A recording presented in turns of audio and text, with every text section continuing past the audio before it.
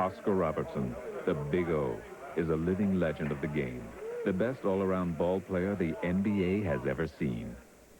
From 1960 to 1974, Robertson is honored with every distinction in professional basketball.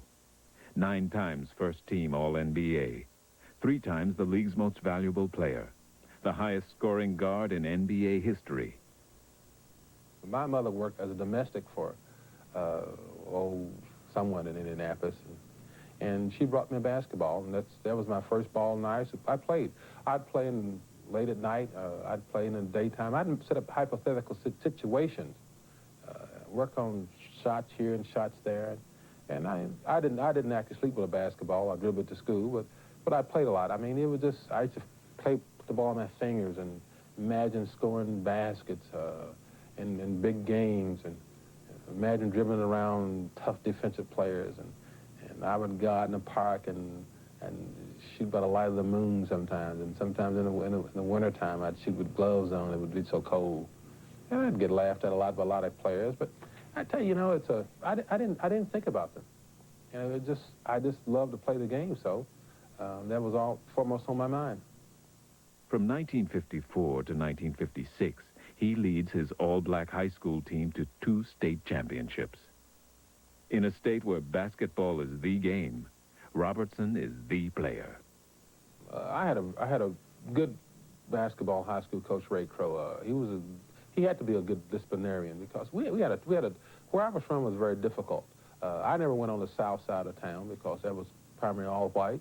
I didn't go on the east side of town because it's all black, but you had to fight. I mean, it was combat zone to go over there.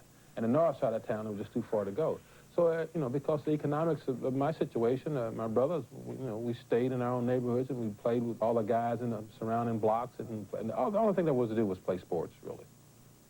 Robertson accepts a scholarship to the University of Cincinnati in 1956 and becomes the team's first black player. He regularly faces racial discrimination on the road. With a team, you don't think about a lot of things, but I had some problems in certain places. We played in North Carolina, and we couldn't stay in the city. We'd stay outside in a fraternity hall.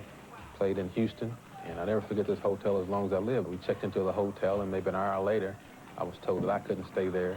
And situations like that. But I think sport is so tremendous, because as a young person playing, the first thing was told to us that when we went into high school games in Indianapolis, Indiana, that you're no longer a normal person. People are going to watch you. You're in a glass bowl. And so if you want to play sports, you have to understand that.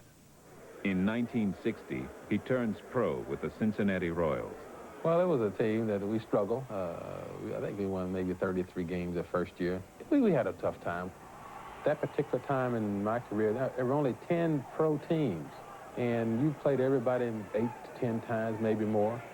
And believe me, after going around the league once or twice, everybody knows your plays. So the execution was very, very key. The players, you knew all the players, but once you got on the court, it was all out. This was the guy I had to beat in order to help my team win. For 6 seasons running, he leads them to the playoffs. But the Royals never win the championship ring. In 1970, Robertson is traded to the Milwaukee Bucks. There, he teams up with a young Kareem Abdul-Jabbar, and the Bucks unleash a terrifying game on an unsuspecting league, taking the NBA championship in 1971. Oscar Robertson retires from the game in 1974. I've always said basketball, football, baseball is not unlike a movie. You have stars. You don't have a set script, but you have stars that people want to go see. People respond to anyone who's been successful, who are a star character.